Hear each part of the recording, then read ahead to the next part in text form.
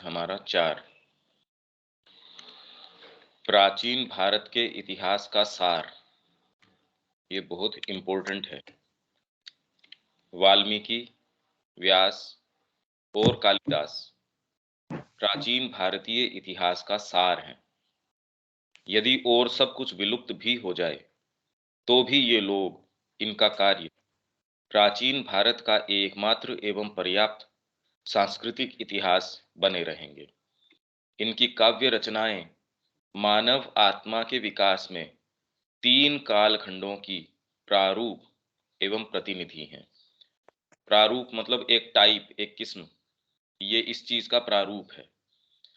तो वाल्मीकि, व्यास और कालिदास ये अलग अलग कालखंडों के प्रारूप हैं।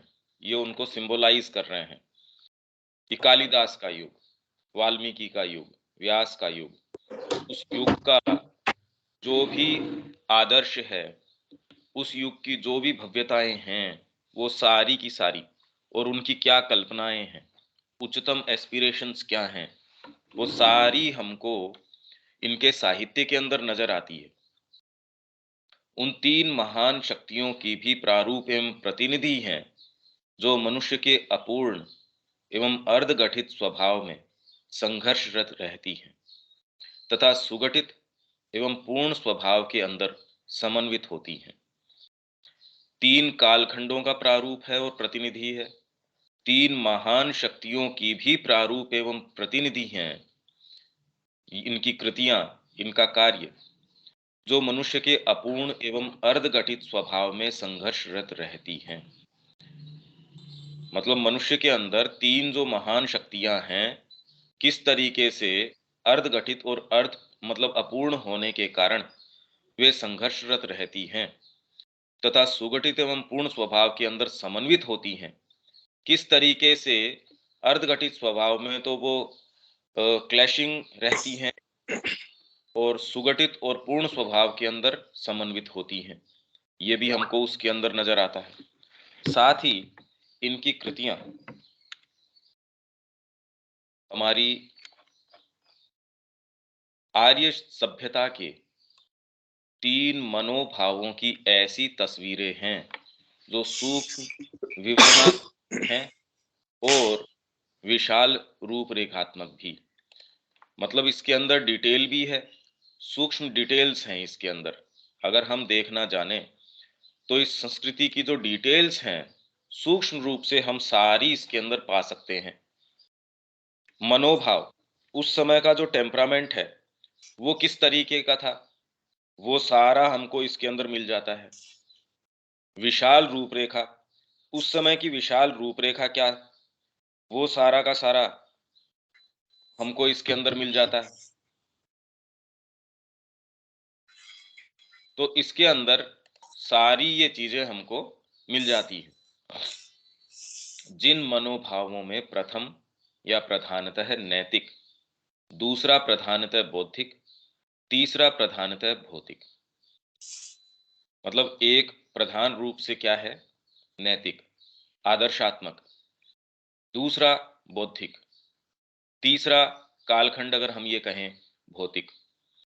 और ये तीनों ही सत्ताएं हैं। आत्मा की चौथी शक्ति आध्यात्मिकता, जो ही केवल सबको उनके साथ स्वयं के संलयन के द्वारा।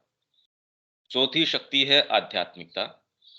मतलब भौतिक, बौद्धिक, नैतिक और एक ये चौथी है आध्यात्मिकता, जो ही केवल सबको उनके साथ स्वयं के संलयन के द्वारा सारी शक्तियां जब इसके अंदर लय हो जाती हैं तब की है, वो ही सारों को समन्वित कर सकती है।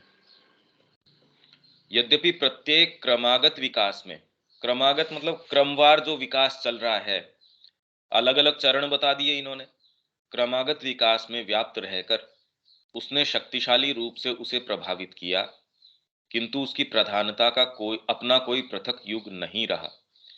किसने व्याप्त रहकर शक्तिशाली रूप से प्रभावित किया? आध्यात्मिकता ने। हर युग के अंदर वो रही और उसने सभी युगों को यहां प्रभावित किया पर कोई भी युग हम ऐसा नहीं कह सकते कि ये एक्सक्लूसिवली आध्यात्मिकता का अपना कोई पृथक युग है और अन्यों की भांति एक प्रभुत्वशाली मनोवृत्ति के रूप में संपूर्ण जाति पर कभी अधिकार नहीं किया।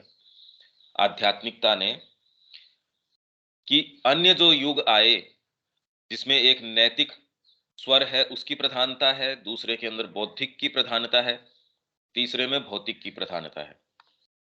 पर हम ये कहें कि आध्यात्मिकता का प्रभाव अवश्य रहा है, पर उसी ने सारी चीज को व्याप्त किया हुआ है, या वो ही इसका एक अपना कोई पृथक युग है, ऐसा हम नहीं कह सकते। अपने अंदर उच्चतम एवं अत्यंत विभिन्न काव्यात्मक क्षमताओं को संजोए, साथ ही साथ अपनी विवरणात्मक विशालता एवं शक्ति के द्वारा अपने युग एवं मानवता का प्रतिनिधित्व एवं उसे प्रतिबिंबित करने के कारण ही हमारे तीन प्रमुख कवि अपना सर्वोच्च स्थान ग्रहण करते हैं और उस महानतम विश्व प्रसिद्ध कवियों के साथ, अर्थात अब विश्व प्रसिद्ध ये कौन से कह रहे हैं, होमर, शेक्सपियर और दांते के साथ समकक्षता रखते हैं। तो ये क्या कर रहे हैं, अपने अंदर उच्चतम एवं अत्यंत विभिन्न काव्यात्मक क्षमताओं को संजोए। विभिन्न काव्यात्मक क्षमताएं हैं। आप वाल्मीकि के अंदर देखोगे तो वो तो श्री अरविंद का अगर हम पढ़ें उस परिप्रेक्ष्य में देखेंगे तब समझ में आएगा, अच्छा ये इस तरीके से है। और तीनों का कालखंड है वो अलग अलग तत्वों की प्रधानता है। एक के अंदर नैतिक तत्व है, एक में बौद्धिक है और एक के अंदर भौतिक है। भौतिक कालिदास का, भौतिक मतलब जो आपके इंद्रिय विषयक जो है, हेडोनिस्टिक है, वो इसके अंदर ज्यादा है। एक के अंदर बौद्धिक ज्यादा है, एक के अंदर नैतिक ज्यादा है। व्यास जो है वो बुद्धि प्रधान नहीं है, वो तो नीति कि भी इस तरीके से होना चाहिए। तीसरा है वो बुद्धि प्रधान है। तो ये अपने युग के अंदर जो उच्चतम अभीप्साएं, सारी चीजें, और आपके कौन कौन सी शक्तियां हुई बीइंग के अंदर, नैतिक भाग हो गया, मतलब आपके माइंड का एथिकल भाग हो गया, रीजनिंग भाग हो गया, फिर भौतिक के अंदर आपकी प्राण शक्ति और शरीर स्वयं आ गया। शरीर अपने आप के अंदर तो भाई प्राण से अगर व्याप्त है तो काम का है, नहीं तो वो तो मृत घोषित हो गया। तो इसके अंदर जिसकी बात करी जा रही है भौतिक का मतलब ये देह नहीं, मतलब स्थूल, जिसके अंदर आपकी इंद्रिय सुख सारे के सारे आ गए। तो कालिदास की जब हम बात करते हैं तो आपकी हिडोनिस्टिक रस जो संबंधी वो फैकल्टीज हैं, उनकी प्रधानता है इसके अंदर। ये इसमें किसी के कोई प्रश्न है, कोई लाइन, कोई बात, कोई चीज? रविकांत जी, शब्या जी, किसी के कोई इसके अंदर? गौरव? नहीं भैया, नहीं है। ठीक है। वाल्मीकि रामायण, अब ये परिप्रेक्ष्य हमको मिल जा रहा है वाल्मीकि रामायण का। ऐसा कहा गया है, जो सच ही है, कि रामायण एक आदर्श समाज को दर्शाती है। तो नैतिक की जो बात हो रही थी ना अभी, एक आदर्शात्मक समाज या मनुष्य किस तरीके का होना चाहिए, और इसलिए ऐसा मान लिया गया अतर्क सम्मत रूप से, मतलब ये जो मान लिया गया ये सही नहीं है कि यह अवश्य ही एक सर्वथा काल्पनिक समाज को दर्शानी चाहिए। क्योंकि एक आदर्श समाज है इसलिए ये काल्पनिक है। हम भी आज यही समझते हैं। अगर डीप डाउन देखा जाए, रामायण में जिस तरीके के आदर्शों को दिखाया गया है तो हमको ये लगता है हाँ ये एक आदर्शात्मक समाज था, राम राज्य था।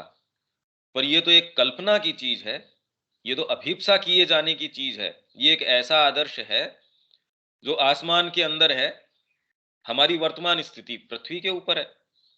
तो ये अतर्क सम्मत बात है कि आदर्श समाज तो काल्पनिक समाज है। मनुष्य ये मान बैठा है कि हमारा समाज तो आज जैसा है वैसा ही रहना है, कुछ भी कर लिया जाए। यह तर्क इस विकल्प को अनदेखा कर देता है कि एक वास्तविक समाज को आदर्श रूप में प्रस्तुत किया जा सकता है। कि वास्तविक समाज को, आज का हमारा जो भी समाज है, उसको हम आदर्श के रूप में कैसे प्रस्तुत कर सकते हैं? कोई भी कवि पूरी तरह से अपनी स्वयं की कल्पना से ही ऐसा विराट, प्रत्येक ब्यौरे में ऐसा सूक्ष्म और ऐसा सुसंगत चित्र विकसित नहीं कर सकता। मतलब इतनी बारीक डिटेल कि महल के अंतरंग कोई कैसे आपस के अंदर बात कर रहा है, या पूरी सारी की सारी घटनाक्रम उसने सारा अपनी कल्पना शक्ति के अंदर ही विकसित कर लिया, ऐसा नहीं है। किसी न किसी जगत में कहीं न कहीं उसने ये सारे दृश्य देखे हैं और उनको वो सामने लेके आ रहा है। कितने भी कवि क्यों न हो, पर घातक विसंगतियों में बिना लड़खड़ाए, चाहे वे विसंगतियां तथ्य संबंधी हों अथवा दृष्टिकोण संबंधी।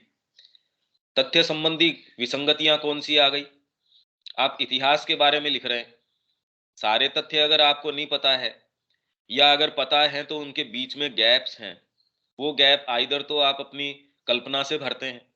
आप कोई प्रसंग पढ़ रहे हैं, गीता के अंदर भी बार बार युद्ध के जो क्लाइमेक्स है उसके अंदर भी बार बार वो रेफर करते हैं कि ये कौन सुना रहा है, इसका प्लॉट क्या है, कि संजय बैठा है और वो धृतराष्ट्र को सुना रहा है। जो लिखने वाला है, जो कवि है या जो भी है, वो बार बार उसको मेन प्लॉट के अंदर, महाभारत के अंदर गूंथता चलता है, ऐसे नहीं कि उससे ओझल हो जाती है। तो तथ्य संबंधी विसंगतियां नहीं है इसके अंदर। अगर ऐसा हो तो कोई भी कैसा भी कवि हो, वो इनमें लड़खड़ाए बिना रह ही नहीं सकता। मतलब ये पॉइंट इंप्रेस अपॉन करना चाह रहे हैं कि ये काल्पनिक चीज नहीं है, ये कहीं न कहीं देख के लिखी गई चीज है। अथवा दृष्टिकोण संबंधी, पौंडीचेरी आश्रम का हम वर्णन करें किस दृष्टिकोण से करें? अगर मां श्री अरविंद की पद्धति हम जानते हैं, उनके अनुयायी हैं, तो एक दृष्टिकोण से हम वर्णन करेंगे सारी व्यवस्था का। हम खाली कोई सिंपैथेटिक विजिटर हैं तो एक अलग तरीके से करेंगे। और वही इसके बारे में कोई डॉक्यूमेंटेशन कर रहा है जो बिल्कुल होस्टाइल है आश्रम के प्रति, अब वो उसकी डॉक्यूमेंट्री किस दृष्टिकोण से बनाएगा? सारे फैक्ट्स को इस तरीके से गूंथेगा वो, और वो उनसे जो सामने लाना चाहेगा, वो कोशिश करेगा कि वो एकदम प्रखर रूप से वही चीज सामने आए, जैसी कि हम महाभारत को विकृत करती पाते हैं। कुछ विसंगतियां ये कह रहे हैं जो हमें महाभारत में नजर आती हैं, वो विसंगतियां हमें जो वाल्मीकि है उनमें नजर नहीं आती। ऐसा कर ही नहीं सकते थे। वाल्मीकि के युग और उनकी लेखकीय क्षमता पर विचार विमर्श करने का यह स्थान नहीं है। बहरहाल इतना तो कहा जा सकता है कि उत्तरकांड को छोड़कर, जो कि बाद की कृति है, श्री अरविंद का ये मानना है कि उत्तरकांड है ये एक्रीशन है, बाद में जोड़ा गया है। मूल जो संकल्पना है उसका नहीं लगता, और कुछ मात्रा में समाविष्ट, समाविष्ट मतलब एक्रीशंस जो उसके अंदर बाद में जोड़ दिए गए। कि कई चीजों के अंदर, जैसे महाभारत के भी बहुत सारे संस्करण हैं, आपके रामायण के बहुत संस्करण हैं, साउथ में कुछ अलग हैं, तो सब में अपने अपने तरीके का, अगर सेम ही चीज हो जो यहाँ का भाषांतरण ही किया हो, ऐसा नहीं है। एक्रीशंस हैं मेन प्लॉट के अंदर, उसमें कुछ चीज जोड़ी गई है, कुछ और की गई है, अन्य तत्वों को छोड़कर, जिसका अधिकांशतः काफी आसानी से पता लगाया जा सकता है। ये श्री अरविंद कह रहे हैं कि जो समाविष्ट अन्य तत्व है उनका पता लगाया जा सकता है। अब ये कैसे?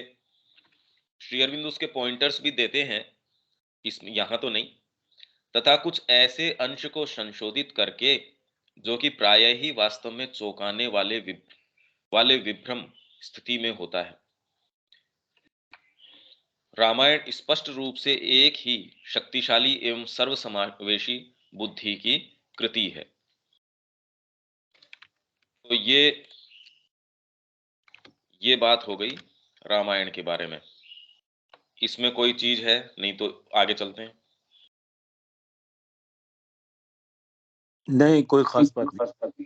ठीक है। हिंदू नाट्य कला। हिंदू काव्य शास्त्र का संचालन करने वाला प्रमुख नियम यह है, मतलब काव्य को संचालित प्रमुख नियम कौन सा करता है? देखिए, ये सारे ऐसे पर्सपेक्टिव्स हैं कि फर्स्ट हैंड जब तक हमको इन चीजों का पता न हो, तो जिस विषय में श्री अरविंद ये पर्सपेक्टिव दे रहे हैं, हमको एक परिप्रेक्ष्य दे रहे हैं, उसको पूरे तरीके से अप्रिशिएट करना बड़ा मुश्किल है। इसमें अगर ये पर्सपेक्टिव हो, उसके बाद में इस दृष्टिकोण से हम उस चीज को लें और देखें, तो और मीनिंगफुल हो जाता है। जैसे श्री अरविंद ने महाभारत के ऊपर, रामायण के ऊपर, इनके ऊपर सब पे निबंध हैं, लेख हैं, अलग अलग स्थानों पे कहा है। उनको जोड़ के उस लाइट के अंदर अगर मूल को हम देखेंगे, तो हम मच मच बेटर कंडीशन में होंगे। हालांकि तो भी अब वो ये कहते हैं इसके अंदर ये चीजें निहित हैं, अब उसको कैसे आप समझ पाएंगे? फिर भी एटलीस्ट उन पॉइंटर्स को लेके हम शुरू करें, तो हम एक बेटर पोजीशन में होंगे उससे ज्यादा डिराइव कर सकने के लिए। हिंदू काव्य शास्त्र का संचालन करने वाला प्रमुख नियम यह है कि वह काव्य जीवन एवं चरित्र को ही मुख्य रूप से या उनके अपने लिए प्रस्तुत करने का प्रयास नहीं करता। ये इंपॉर्टेंट बात है।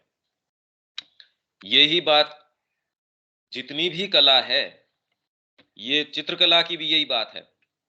उस मूर्ति को वो क्या उसमें एक्सप्रेस करना चाह रहा है, उस काव्य में वो क्या एक्सप्रेस करना चाह रहा है, जीवन एवं चरित्र को। ये उसका मुख्य जो है प्रीऑक्यूपेशन नहीं है कलाकार का, कि उनके अपने लिए जीवन का चित्रण इसलिए कर रहा है, जीवन के लिए चित्रण कर रहा है, उसका चरित्र का चित्रण कर रहा है, या कला के अपने सौंदर्य के लिए, उसके सुख के लिए वो कला कर रहा है, ऐसा नहीं है। वो किस लिए कला कर रहा है? उसका उद्देश्य मूलतः सौंदर्य परख है, अर्थात भावावेश के सूक्ष्म एवं सुसमंजस प्रस्तुतिकरण के द्वारा दर्शक के सौंदर्य बोध को जागृत कर देना और उसे मानवीय संवेदना के हृदय स्पर्शी या सूक्ष्म रूप से अवलोकित चित्रों के द्वारा परितृप्त कर देना। मतलब ये सौंदर्य परख है, इसका मूल उद्देश्य है वो एस्थेटिक है। एस्थेटिक का मतलब आपके अंदर भावनाएं, भावावेश के सूक्ष्म एवं सुसमंजस प्रस्तुतिकरण के द्वारा कोई प्रसंग आया, रावण लेके जा रहा है जी सीता जी को, या कोई भी ऐसी चीज लेके जा रहा है, उसके अंदर आपके जो जो रस हैं, भी सारों के अंदर सौंदर्य रस हो, ये भी कवि का काम नहीं है। जो भी मानव के भावावेग, भावावेश, आपके भावनाएं हैं, दर्शक के सौंदर्य बोध को जागृत कर देना, उसके सौंदर्य बोध को जागृत करना। पर उस मेन घटना से उसके अंदर एक एक संवाद जब आता है, तो पूरा प्लॉट जो है वो कैसे आपके सौंदर्य बोध को जागृत करके उसे मानवीय संवेदना के हृदय स्पर्शी एवं सूक्ष्म रूप से अवलोकित चित्रों के द्वारा परितृप्त कर देना। आप में अगर ये दृष्टि है, तो आप ध्यान से देखते हैं, अच्छा ये इसके अंदर ये हुआ। अब नानी बाई का प्रसंग है, बार बार कौन सी चीज है जो आपको इतना आकृष्ट कर देती है? वही प्रसंग है कंस वध का है, या आपको एक एक कोई भी संवाद है, आप इंतजार करते हैं, जिसको इसमें सुरुचि है कि अच्छा इसमें भरत जी का चरित्र आएगा, हनुमान जी का, अच्छा इसके अंदर हनुमान जी का अब ये वो वाला आने वाला है। भाई कौन सी चीज है? अगर कोई ऐतिहासिक ही चीज होती तो आप कितना बार उसको पढ़ लेते, क्या इंटरेस्ट होता उसके अंदर? सिवाय एकेडमिक्स के उसका उससे ज्यादा तो और कोई प्रयोजन या उद्देश्य ही नहीं होता। आप इसको बार बार क्यों पढ़ते?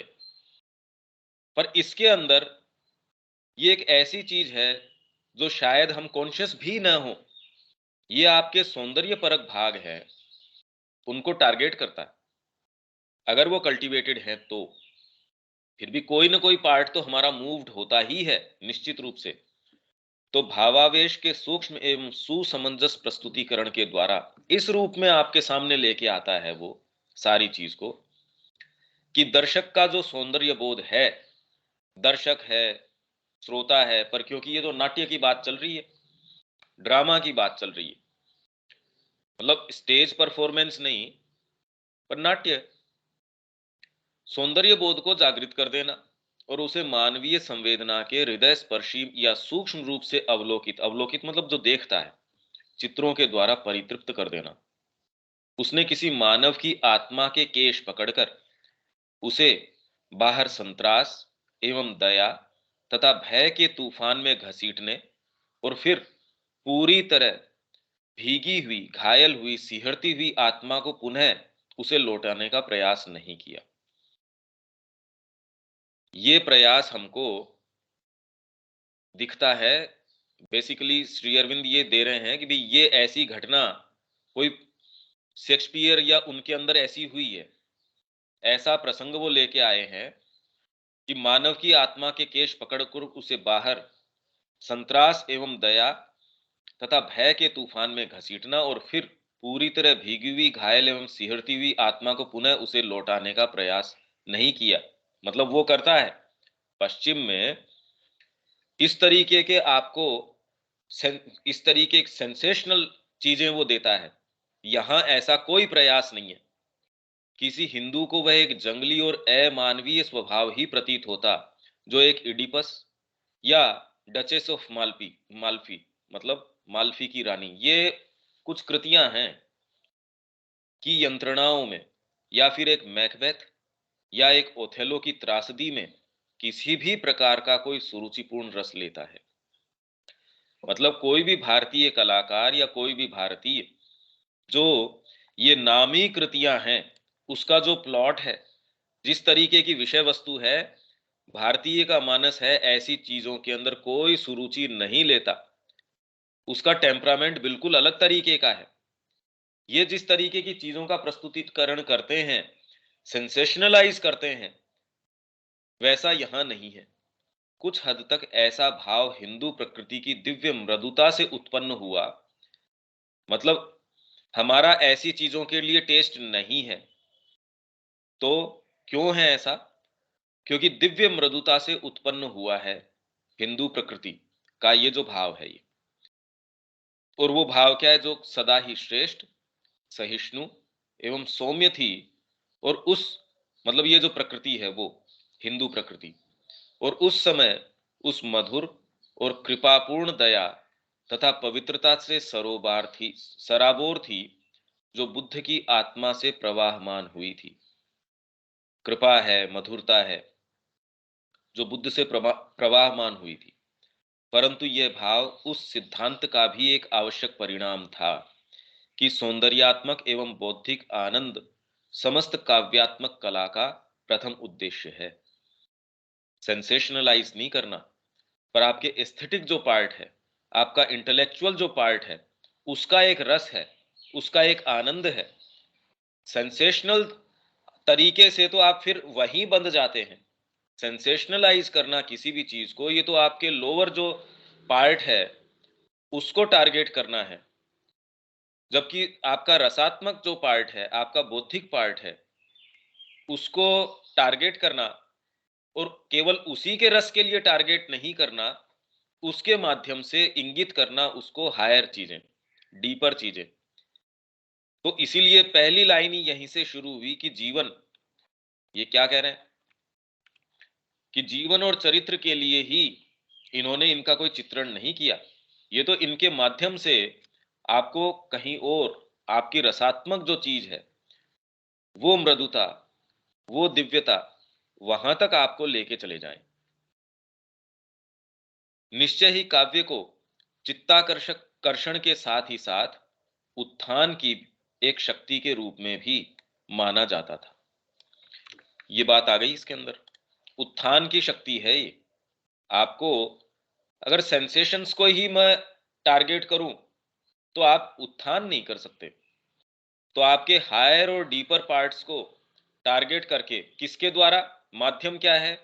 आपके एस्थेटिक्स, उनके माध्यम से डीपर और हायर ये उत्थान की एक शक्ति के रूप में भी माना जाता था।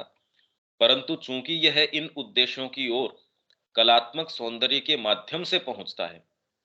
हो गई वही बात, मतलब कलात्मक सौंदर्य उसके माध्यम से इनकी तरफ जाता है, इसलिए सौंदर्यात्मक परितृप्ति ही आवश्यक रूप से नाटकीय रचना का संपूर्ण आधार होनी चाहिए।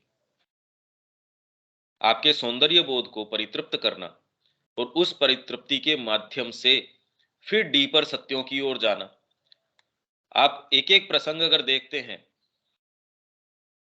भाई अगर हम ये देखें भी लाक्षागृह का क्या मतलब हुआ, अगर उसके अंदर महाभारत के अंदर आप बात करें तो, पर सारों के माध्यम से उसकी परिणति तब होती है जब वो सारी घटनाओं के अंदर कुंती ये कहती है कि ये सारी चीजें आई युद्ध के बाद, जब उन्होंने कहा कि मैं चलता हूं, अब उन्होंने कहा कि आप मांगिए, तो उन्होंने कहा जी हमको आप संकट ही संकट दीजिए। कैसे, ये क्या मांग रही हैं आप? कह रहे मैं बचपन से लेके अब तक ये देख रही हूं कि जहां जहां संकट थे उसमें सब में आप ही हमारे साथ थे, नहीं तो ये कथा शुरू ही नहीं होती। शुरू से जिन समस्याओं से, जिन जो प्रॉब्लम्स थी उसके अंदर से भगवान कृष्ण ने जिस तरीके से उनको बाहर निकाला, तो एक एक ने ऐसी ऐसी प्रतिज्ञाएं, ऐसी ऐसी चीजें कर रखी थी। युद्ध में भी कितनी कितनी बार ऐसा हुआ, श्री कृष्ण ने कहा नहीं ये नैतिकता नहीं काम की, मारो ये कर्ण, कर्ण को मार। इसने सोचा था क्या उस समय इनको मारो, भीष्म पितामह को ऐसे मारो, मतलब एक को भी ऐसे नहीं कि आप कोई, उनकी नैतिकता के हिसाब से तो एक भी नहीं खत्म होता। ये हमको ये दिखा रहे हैं कि श्री कृष्ण की नैतिकता इन नैतिकता के नियमों से बंधी हुई नहीं है। तो सारे प्रसंग लीड किस चीज की ओर कर रहे हैं कि दिव्य विधान क्या है उन सारों के अंदर।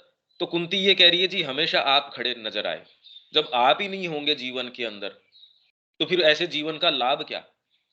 अब ये परिणति हो गई, आपके सारी जो चीजें हैं वो आपको कोई, भाई नाटक अगर प्रस्तुत कर रहे हैं तो उसके अंदर ये थोड़ी है कि सीधे ब्रह्म ज्ञान देना शुरू कर देंगे। वो पूरी इतनी व्यापक कथा जीवन का एक एक क्षण है, एक एक घटनाएं हैं जिनसे आप खुद अपने आप को रिलेट कर सकते हैं, पर उससे बांध के उसको उसका परिणाम क्या करते हैं वो इंपॉर्टेंट है। वो सारे को लेके कहां जाते हैं?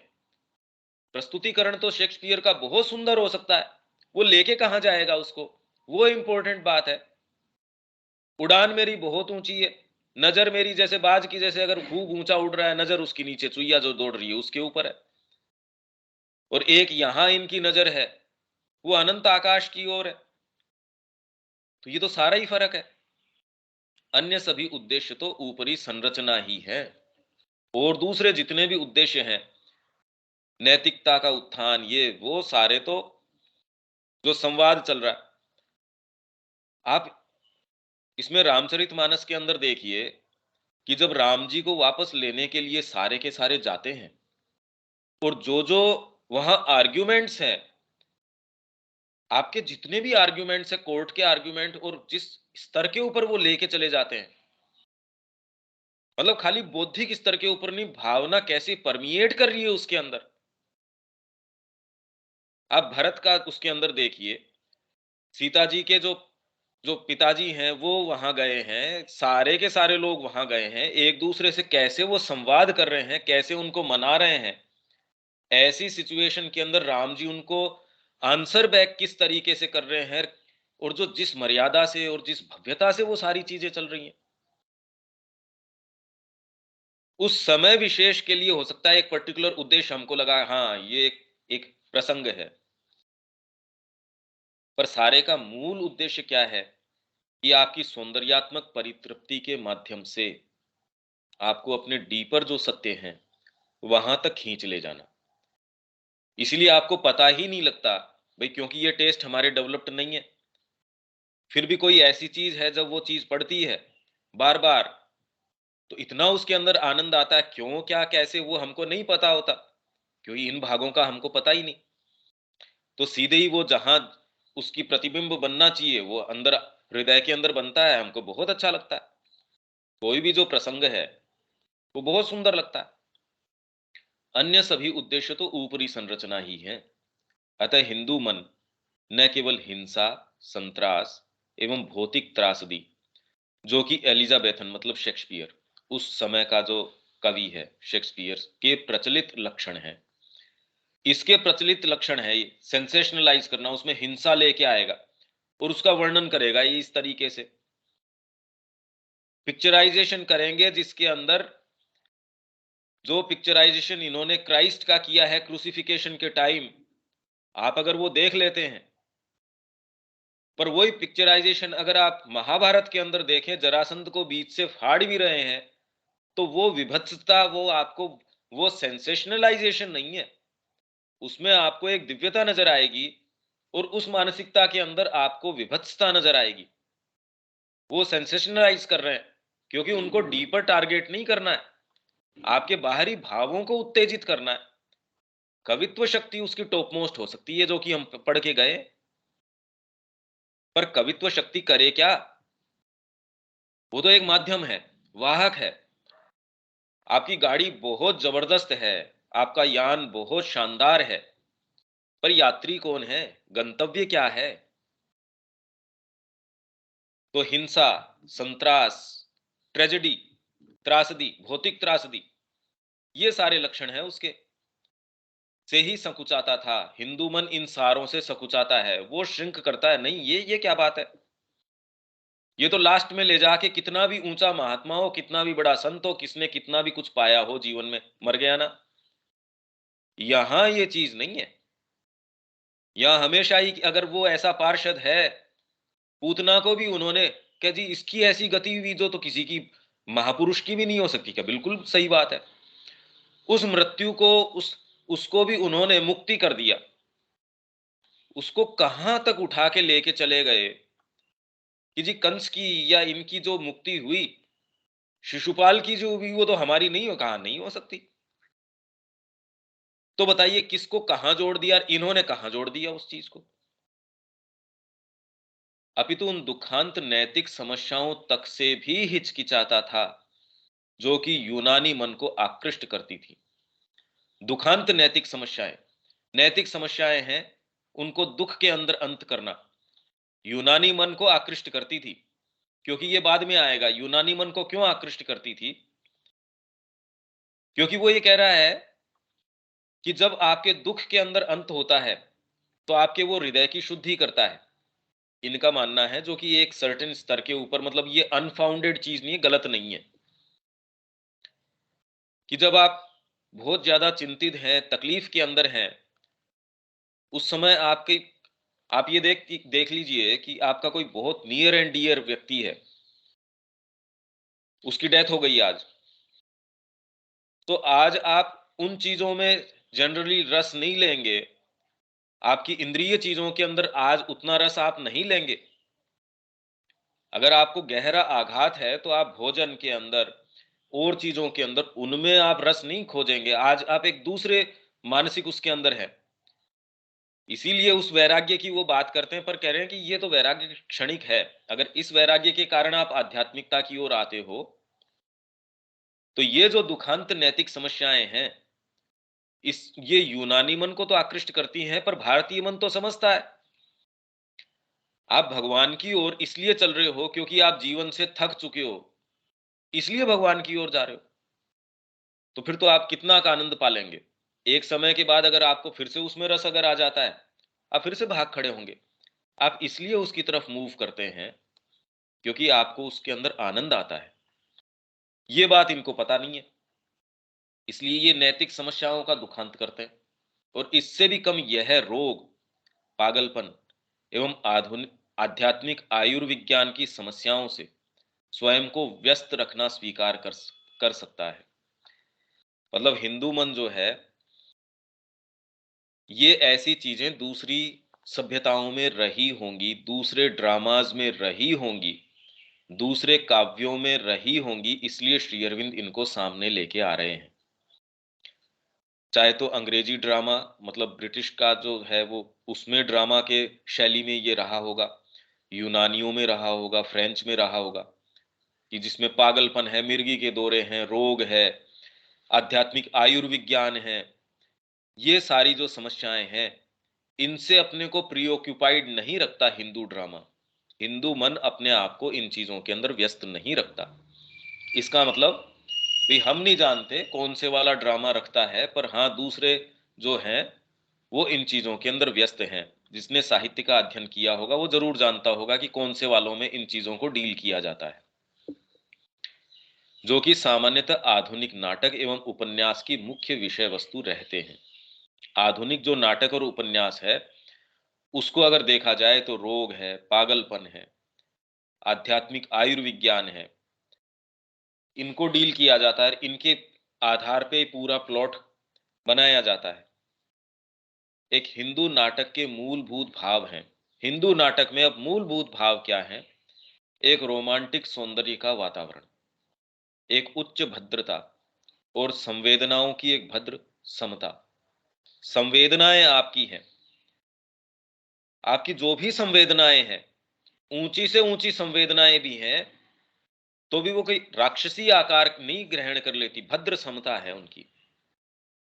सूर्य के प्रकाश और एवं फूलों में एक निरंतर दृढ़ विश्वास।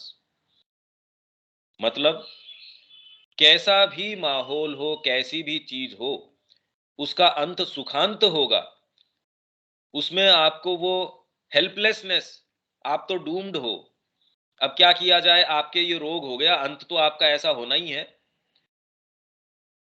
तो आप हमेशा ही मूव किस में करते हैं? फूलों के अंदर, प्रकाश के अंदर।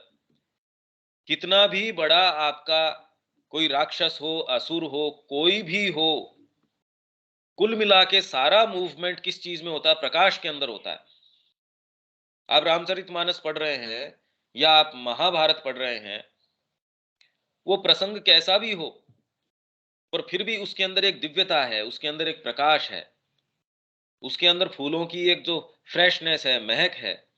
कहने का मतलब उसके अंदर पॉजिटिविटी है, उसमें निरंतर दृढ़ विश्वास है।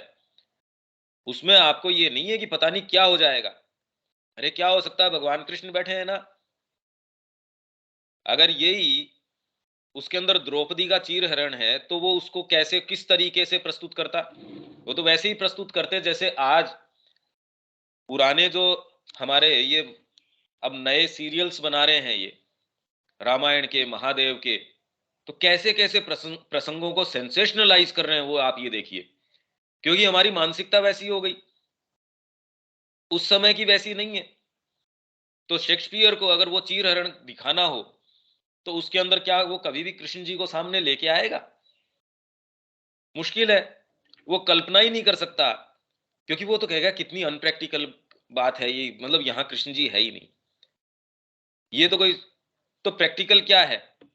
वो चीरहरण चीरहरण रहता क्या? वो आज हम, मतलब ये कथा आज भी हमारे लिए इतनी जबरदस्त हृदय को मूव करने वाली रहती कि उसने जो लास्ट कोर था, जब कृष्ण बोला वो मुंह से छूट गया, तब तुरंत ही उन्होंने उसको बढ़ा दिया। ये आज भी हमको एक संबल प्रदान करती है, एक आशा देती है कि आपका कोई भी चीज है, लास्ट भी आपने कहीं अपनी टेक रख रखी है, वो सारी छोड़ते ही अगर आप एकमात्र भगवान के ऊपर हैं, तो तुरंत आपको संभाल लेगा वो। ये अगर चीज न हो, और अगर यही आप जो बाहरी जो साहित्य है, कला है, नाट्य है, उसके आधार पे अगर इसको देखेंगे, वो कभी भी इस चीज को इस तरीके से अंत नहीं करेंगे। अगर ये प्रसंग भी लेते हैं वो तो कहेंगे यार प्रैक्टिकल बनो, तुम तो चमत्कारों के अंदर विश्वास करते हो। दया और आतंक का उपयोग संवेदनाओं को जागृत करने के लिए किया जाता है। आप जो वध कर रहे हैं, भीष्म पितामह को बाणों की शैया के ऊपर सुला रखा है। अब और आतंक और दया का माहौल, इससे ज्यादा संवेदनाओं को जागृत कहां, कितना करेंगे आप? उनको आपने बाणों से वेद वेद के वेद, और साथ में उनको ये वरदान दे रखा है इच्छा मृत्यु का। पर उसके अंदर भी जो आतंक है वो वैसा भाव नहीं पैदा कर रहा आपके अंदर। वो अल्टीमेटली क्या सामने लेके आ रहा है? वो तो संवाद स्वयं भीष्म पितामह के हमारे साथ हैं। वो उस माहौल में भी क्या बोल रहे हैं, वो एक कितनी गजब चीज है, जो कि एक पश्चिम का कलाकार कभी कल्पना से उसके परे है ये, कि कैसा तो प्लॉट है, उसके अंदर से क्या चीजें जागृत करके, संवेदनाएं तो उसमें भी जागृत हो ही रही हैं। तो फिर क्या, न कि उन्हें विखंडित करने के लिए। और नाटक का अंत अवश्य ही उल्लास एवं शांति के स्वर पर होता है। बादलों को केवल इसलिए स्वीकार किया जाता है ताकि उस सुखद सूर्य प्रकाश को और अधिक सुंदर बना दिया जाए। आप उसको बैकग्राउंड बनाना चाहते हैं जिससे कि सामने जो रंग है वो और उभर के आए। कालिमा का या ग्रे रंग का प्रयोग इसलिए किया जाता है कि सामने वो सद्गुण है और प्रखर होके आए, न कि अपने आप के अंदर उस कालिमा को ही पूरे में लीप देने के लिए। उनकी मानसिकता वैसी है जिससे कि सब कुछ उत्पन्न हुआ और जिसके अंदर सभी कुछ को तिरोहित हो जाना है। इसी प्रकार की कला है जिसमें आत्मा विश्राम पाती है। भद्रता एवं सुहृदय शिष्टता में परिपुष्ट होकर वह अमिश्रित बौद्धिक एवं सौंदर्यात्मक आनंद होने का सुअवसर प्राप्त करती है, जिसकी खोज में वह जीवन की अपरिष्कृतता और असंगति से हटकर कला के जादुई क्षेत्रों की ओर आई है। आपकी जो अपरिष्कृतता है, इसीलिए श्री अरविंद कह रहे हैं national value of art. Art का वास्तव में राष्ट्रीय स्तर के ऊपर, एक तो व्यक्तिगत स्तर के ऊपर, राष्ट्रीय स्तर के ऊपर इतनी जबरदस्त इसकी भूमिका है। अगर आप में सुरुचि है, आप गलत विचार, गलत किसी से डीलिंग, गलत भावना, किसी ने आपके साथ कोई कार्य कर दिया, आपके जीवन भर कृतज्ञता रहती है। अगर एक भाव आप में ये हो तो आप बहुत सारी चीजों से, मतलब ये अगर चीजें परिष्कृतता हो तो हम आज समाज के अंदर या विश्व में जो विसंगतियां देखते हैं, कितना उसके ऊपर लगाम लग जाती है अगर ये परिष्कृतता आ जाती। आपका एस्थेटिक्स जो है वो ये काम करता है। इसलिए जब वो आएगा कि नेशनल वैल्यू ऑफ आर्ट, कला का राष्ट्रीय मूल्य, वो बहुत जबरदस्त चीज है।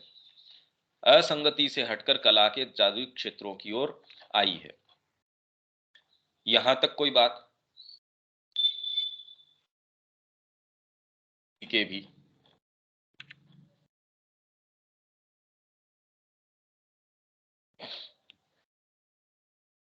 गौरव?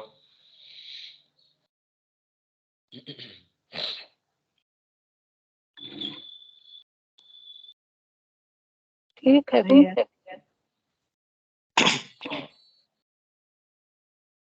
बाकी समझ आ रहा है क्या गौरव, ये जो प्रसंग चल रहा है? हालांकि अपने आप में कभी हमने इस दृष्टिकोण से चीजों को देखा नहीं। हाँ अरे रविकांत जी? दीप काफी जी हाँ, मैं ये कहना चाह रहा हूँ कि जो सबसे मूल बात इसमें जो है कि हाँ। श्री अरविंद का ये कहना है कि हमारा नाटक का जो अंत है ना वो सुखद होना चाहिए। जो ये लाइन आई है इसको एम्फेसाइज आप गौर से खास तौर से कीजिए। ये ज्यादातर ट्रेजेडी वाले नाटक बनाते हैं लोग, जबकि श्री अरविंद ने इस चीज को डिनाई किया है। वो कहते चाहते हैं नहीं है, चाहने की बात नहीं। ये जो हिंदू ड्रामा है, आज की बात, आधुनिक समय की बात नहीं कर रहे। ये जो हिंदू ड्रामा रहा है, ड्रामा मतलब महाभारत और क्या है, ये सारा का सारा नाट्य ही तो है। प्रस्तुतिकरण क्या है का, मतलब काव्य रूप से पूरा प्लॉट जो आपको दिया गया है। इवन सावित्री का जो प्रसंग है, अगर वही आप सोचिए कि उसको शेक्सपियर के शैली के अंदर लिखा जाता तो क्या करता कि कितनी भी डिबेट हुई और मृत्यु उसको ले गई। यहां तो ऐसी बात ही नहीं है। महाभारत के अंदर उसको एक रूप से प्रस्तुत किया गया है, श्री अरविंद ने तो उसका महाकाव्य रचित कर दिया। आप ये देखिए, जी जी जी क्योंकि उसके माध्यम से उन्होंने वो सारी चीजें, भाई वही सारी चीजें मूल जो है खाखा लगभग लगभग वो लिया, पर उसके अंदर किस रूप से उन्होंने, जबकि वो सारी जो साधना करी है, ये सारों का वर्णन तो महाभारत के अंदर नहीं है। महाभारत की स्टोरी के अंदर तो जिस तरीके से सावित्री ने इसके अंदर किया, अश्वपति ने जो साधना करी, उसका तो वर्णन कोई उसमें है ही नहीं। पर श्री अरविंद ने इसको एक इस तरीके का सुअवसर लिया है जिसके अंदर मानिए उन्होंने जैसे अपनी साधना की, पूरा वर्ल्ड स्टेयर दे दिया, सारे जगतों का उसके अंदर वर्णन दे दिया।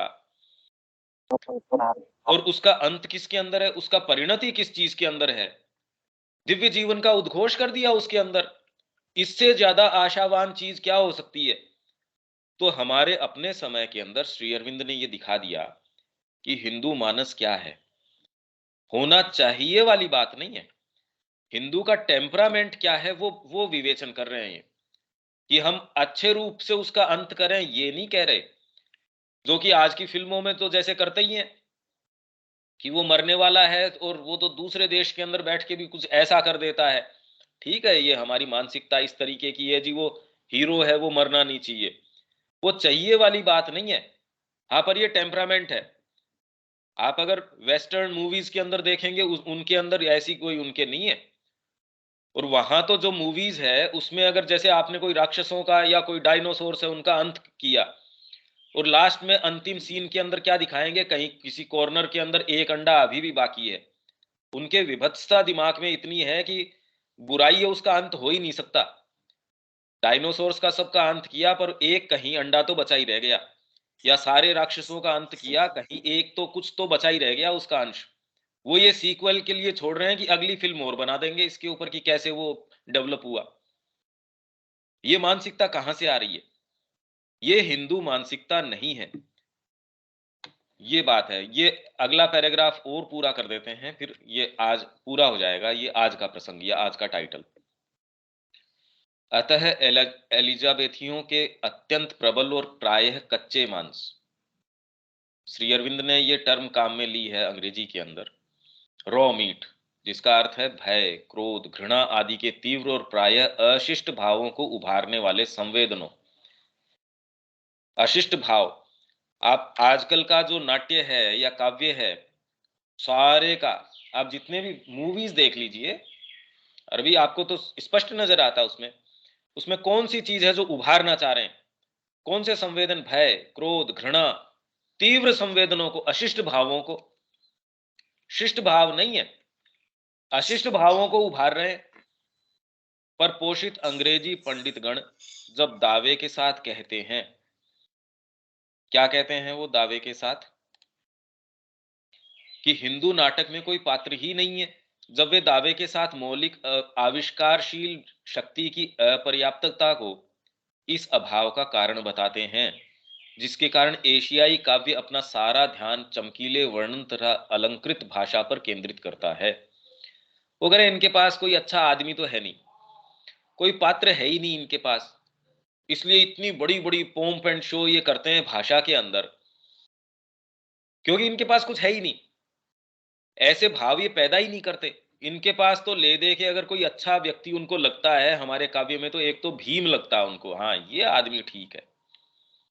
और अतिशय अलंकरण के द्वारा किसी यथार्थ विषय वस्तु के अभाव को, मतलब ये जो इतना अलंकृत करते हैं चीजों को, स्तुति कर रहे हैं साहब, भगवान आ गए, उनकी लंबी लंबी स्तुतियां कर रहे हैं जी, आपके वैदुर्य मणि है, आपके महल में ये जड़ित है, ये है, वो है, कृष्ण जी का, क्योंकि इनके पास कोई चीज है नहीं, इसलिए बेचारे इतने बड़े बड़े बखान करते हैं, अलंकरण करते हैं, तो उससे अपने जो विषय वस्तु है वो इनके पास अभाव है उसका, तो उसको छिपाने की कोशिश कर रहे हैं भारतीय लोग।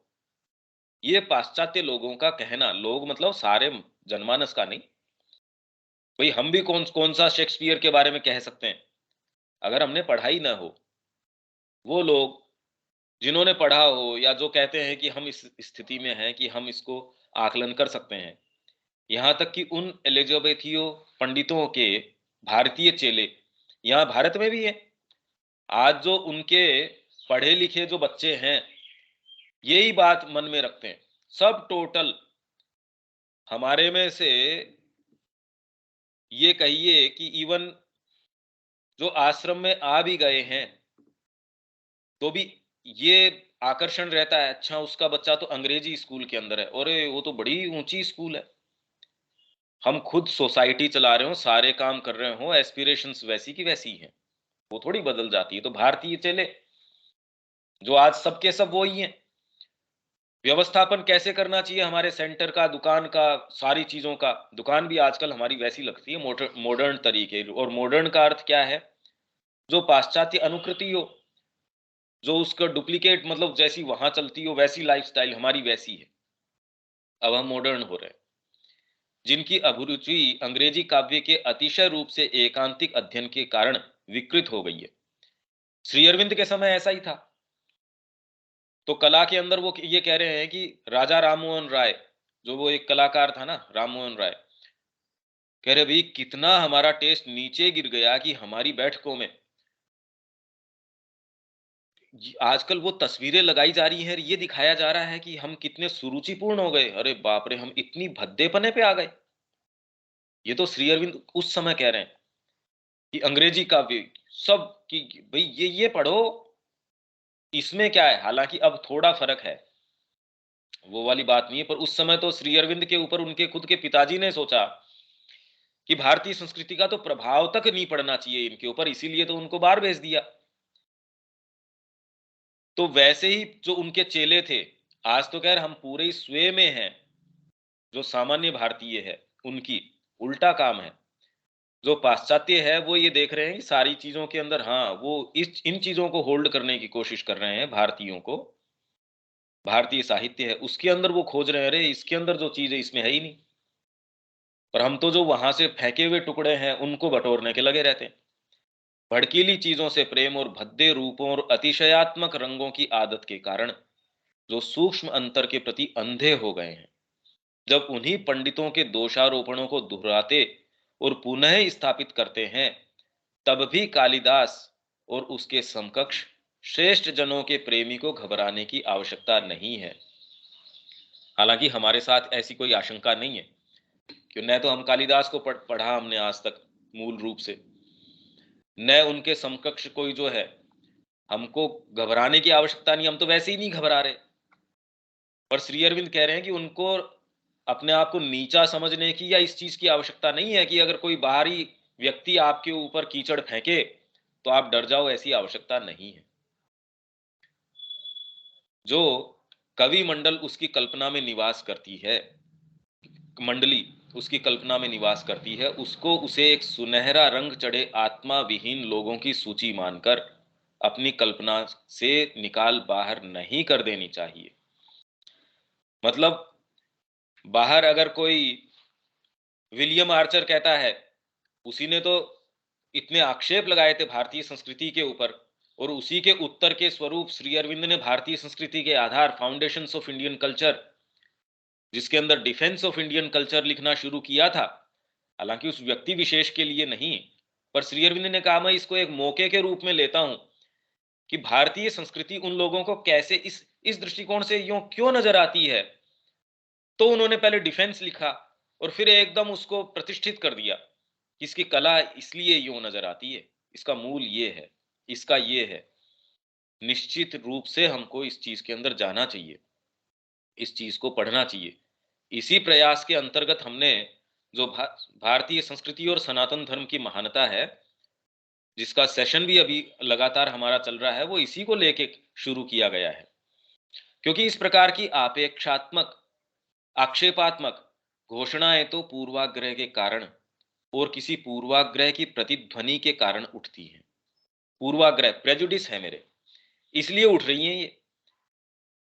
वे किसी अधिक सशक्त समालोचनात्मक मन की नहीं, अपितु एक सीमित आलोचनात्मक सहानुभूति का प्रमाण होती हैं। जैसे कि हम आज देखते हैं, बहुत अच्छी नीति बना दी सरकार ने, मान लीजिए कोई बहुत अच्छा बिल लेके आई है, पर हमको अपोज करना है क्योंकि हम विपक्षी पार्टी के हैं, ये हमारे प्रेजुडिस है। वो कितना भी अच्छा करो, हमको तो भाई हम जिस पार्टी में अगर उसको अच्छा बता देंगे तो हमारा वजूद ही खत्म हो जाएगा, ये उनको लगता है। तो इसलिए वो इसकी आलोचना कर रहे हैं, क्योंकि वो उनको कोई इससे मतलब नहीं, उनको आलोचना करनी है।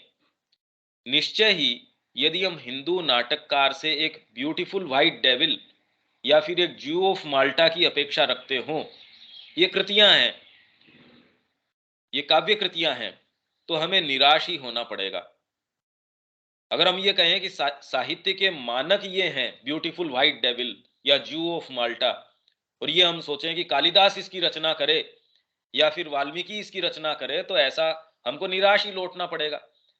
पौंडीचेरी आश्रम में जाके भी हम वही चीज ढूंढने का प्रयास करें माँ के पास, जो हम सामान्य एक स्वार्थमय जीवन के अंदर देखते हैं, तो हमको तो लौटना पड़ेगा निराश। वो चीज वहां नहीं मिलेगी। वह इन भड़कीले या भयावह मुखौटों से संबंध नहीं रखता। यदि हम उसके पास किसी लियर या मैकबेथ के लिए आए तो हमें असंतुष्ट ही लौटना पड़ेगा, क्योंकि ये भी ऐसी उदात्तताएं हैं जो कि अशिष्टतर सभ्यताओं एवं अधिक बर्बर प्रकार के राष्ट्रों से संबंध रखते हैं, घोरतम अपराधों एवं गहनतम दुख यंत्रणा में, और साथ ही साथ प्रसन्नता एवं सदाचार में आर्य पुरुष अधिक सभ्य एवं संतुलित उस अनमनीय अशिष्ट एवं स्थूल अफ्रीकी जनसमूह से अपेक्षाकृत कम अशिष्ट रूप से अतिशयतापूर्ण था। इस सेंटेंस को मेरे को खोलने की वैसे आवश्यकता नहीं है। कहने का मतलब ये है कि टेम्परामेंट का बहुत ज्यादा कॉन्ट्रास्ट है, जिन्हें कि यूरोप में उसने केवल अर्ध रूप से नैतिक बनाया। यदि वह एक पैर गोहियो या एक मैडम बोवरी को खोजता है, देखिए ये सारी रचनाओं से हम वाकिफ नहीं है, इसलिए इनके बारे में तो आइदर तो हमने फर्स्ट हैंड पढ़ा हो, और उसकी भी मेरे को नहीं लगता आवश्यकता है। साहित्य में जाना है तो श्री अरविंद को पढ़िए, इन्होंने जो रचनाएं करी है और किसी की आवश्यकता ही नहीं है, और में क्यों दिमाग लगाना चाहिए, तब भी वह अपनी खोज में असफल ही होगा। मतलब हम ऐसी अपेक्षाएं रखें कि पश्चिम में ये टॉप मोस्ट ये कृतियां हैं जी, इनको नोबेल प्राइज मिला है, इसको ये मिला है, अगर हम ये अपेक्षा भारतीय मानस से रखें, वो कभी आपको सेटिस्फाई नहीं कर सकती, क्योंकि टेम्परामेंट ही नहीं है उसका। क्योंकि यद्यपि ऐसे उदाहरण निसंदेह सभी समयों में जनसमूह के बीच विद्यमान रहते थे, जिसका कि बड़ा भाग अफ्रीकी वंश परंपरा का था, मतलब अशिष्ट तरीके का था। वो चीजें तो भारतीय संस्कृति में भी हो सकती है, पर मैं किसी व्यक्ति का वर्णन उसकी उच्चतम कृति से करूं या उसके जो घटिया से घटिया कृत्य है उससे करूं, किससे करना चाहिए? हिंदू कला चरित्रहीनता के विस्तृत अध्ययन से आत्मा के नैतिक वातावरण को विषाक्त बनाने से इनकार करती थी। चरित्रहीनता, इस व्यक्ति ने ग्रेटिट्यूड का एक दान ऐसा उसने कर दिया, उसको महिमा मंडित किया है, उसने कोई घटिया से घटिया कृत्य किया है, उसको महिमा मंडित करके नैतिक वातावरण को विषाक्त करें, क्या फायदा उससे? उससे लाभ क्या? आलोचना का सच्चा भाव है, आलोचना मतलब क्रिटिसाइज करना, क्रिटिसाइज गलत तरीके से नहीं, समालोचना मतलब इस चीज में क्या है। आप कोई भी चीज का आकलन करते हैं तो उसको है समालोचना का सच्चा भाव है किसी साहित्य में वह खोजना जो कुछ महान या सुंदर हम उसमें पा सकते हैं। ये तरीका है किसी भी साहित्य की ओर जाने का, उसकी समालोचना करने का, न कि उससे उस चीज की मांग करना जिसे वह हमें प्रदान करने की चेष्टा नहीं करता। अब हम सावित्री के अंदर वो चीजें खोजें, हम सोचें इसके अंदर आर्थिक नीतियां मिल जाएंगी, हमको पंचवर्षीय योजनाएं मिल जाएंगी, या हमको एक मोहल्ला क्लिनिक कैसे खोलना है वो मिल जाएगा, अब वो हम उसमें टटोलें, तो ये तो हमारी गलती है कि हमको काव्य का कोई सेंस नहीं है, इसलिए हम ऐसी बातें करते हैं। ये साहित्य के विषय में देखिए, ये ऐसी चीजें हैं, बहुत गंभीर चीजें हैं। इसीलिए श्री अरविंद की जितनी भी कृतियां हैं, स्पेशली ये जो राइटिंग्स हैं, क्योंकि ये उस समय की हैं, ये पर्सपेक्टिव्स हैं, तो जिस विषय में ये पर्सपेक्टिव दे रहे हैं, जब तक उसके मूल का, उसके आधार का हमको नहीं पता, न्यूज आई है किसी घटना के विषय में, घटना का हमको पता नहीं, उसके संबंध में जो चर्चा चल रही है हम उसको कितना अप्रिशिएट कर सकेंगे, ये समस्या है। पर फिर भी क्या चीजें हैं, साहित्य क्या है, एटलीस्ट हमारी आंखें खुलेंगी इससे, हमारा खुद का जो एक विजन है, हमारा परसेप्शन है वो थोड़ा विस्तृत होगा, हमारे मुद्दे जीवन के अंदर जो बहुत ज्यादा संकुचित है, मायोपिक है, थोड़ी दूर के हैं, उनमें फर्क आ जाएगा। ये तो निश्चित होना है अगर आप इसको थोड़ा सा ध्यान इसके ऊपर देते हैं। इसको हम यहीं छोड़ देते हैं, इसमें किसी के कोई बात है, कोई चीज है, कोई रिफ्लेक्शन है, तो 2 मिनट हम ले सकते हैं। रविकांत जी, शब्या जी, गौरव, कितने नहीं लोग भैया हो? वैसे ठीक हैं?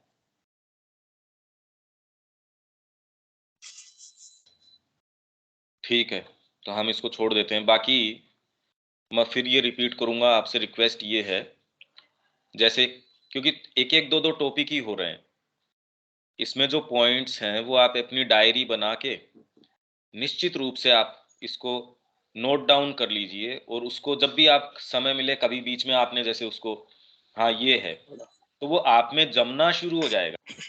आप में वो चीज़ बिल्कुल बैठनी शुरू हो जाएगी। ये आप कीजिए और अभी तो कोई बहुत ज़्यादा अपन तो लंबा चले ही नहीं है। ये आप अगर प्रयास करेंगे तो क्योंकि इससे ज़्यादा कीमती कोई जीवन में चीज़ नहीं है। आप कह रहे हैं समय नहीं है तो छोड़ दो दूसरी चीज़ें। इसमें कहने में कोई दिक्कत नहीं है।